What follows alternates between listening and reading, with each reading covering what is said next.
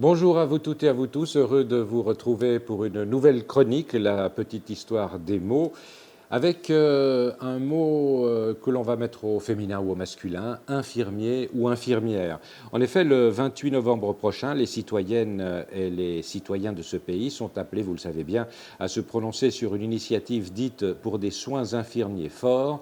Ce texte demande une réglementation constitutionnelle des conditions de travail, de la rémunération, du développement professionnel et des pratiques de facturation des soins infirmiers.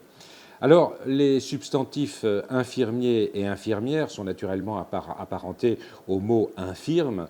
Ils sont issus du vieux français enfermier, qui est avéré dès la toute fin du XIVe siècle. Et il est dérivé, ce mot, du latin infirmus, qui désigne une personne faible, qui n'est pas ferme, en quelque sorte, infirmus, qui n'est pas ferme au moral comme au physique.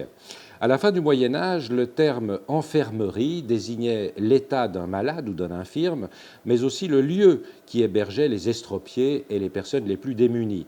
La profession d'infirmière ou d'infirmier, a d'abord vu le jour dans un cadre religieux, les sœurs de diverses congrégations religieuses dispensant bénévolement des soins dans des hospices administrés par l'Église.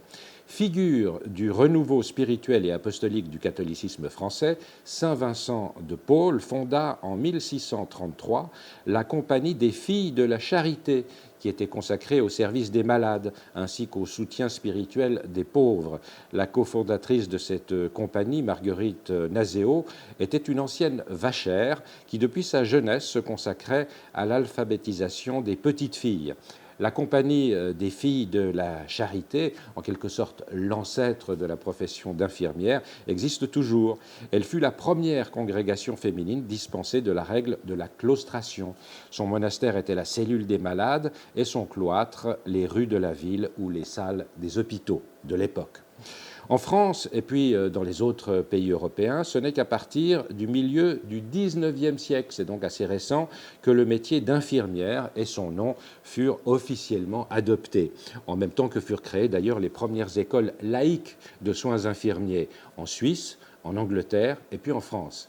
Située à Lausanne, non loin d'ici, l'école La Source, créée en 1859, est la toute première à avoir été fondée dans le monde.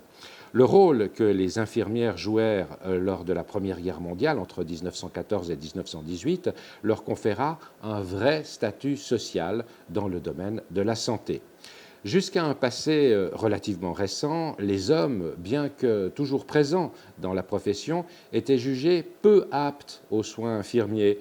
Le corps médical a longtemps estimé que si la médecine appartenait bel et bien aux hommes, la fonction de soignante et celle de garde-malade était d'abord l'affaire des femmes, les femmes qui, estimait-on, étaient conçues pour la maternité. De plus, les médecins se sont longtemps méfiés de la concurrence des infirmières. Selon une directive de la fin du XIXe siècle, écoutez bien, les femmes, les infirmières, ne doivent être que les servantes des médecins, et elles sont aux médecins ce que le cuisinier est à son maître. Voilà, ça c'est un texte de la fin du XIXe siècle. De nos jours, il est reconnu que la profession exige de très solides compétences professionnelles, mais aussi des qualités humaines, bien sûr, afin de soigner et de rassurer les patients. Pour conclure, peut-être sur une note plus triviale, on peut relever que dans un récent sondage réalisé par un site de rencontres français, 3 hommes sur 10 avouent que le fantasme de l'infirmière est celui qui les excite le plus. Selon le psychanalyste Alain Héril, un psychanalyste français, derrière ce fantasme se profilent les désirs d'être pris en charge comme un enfant, d'avoir une position passive dans sa sexualité, d'être materné et d'avoir une femme sans désir propre, puisqu'essentiellement tournée vers le sien.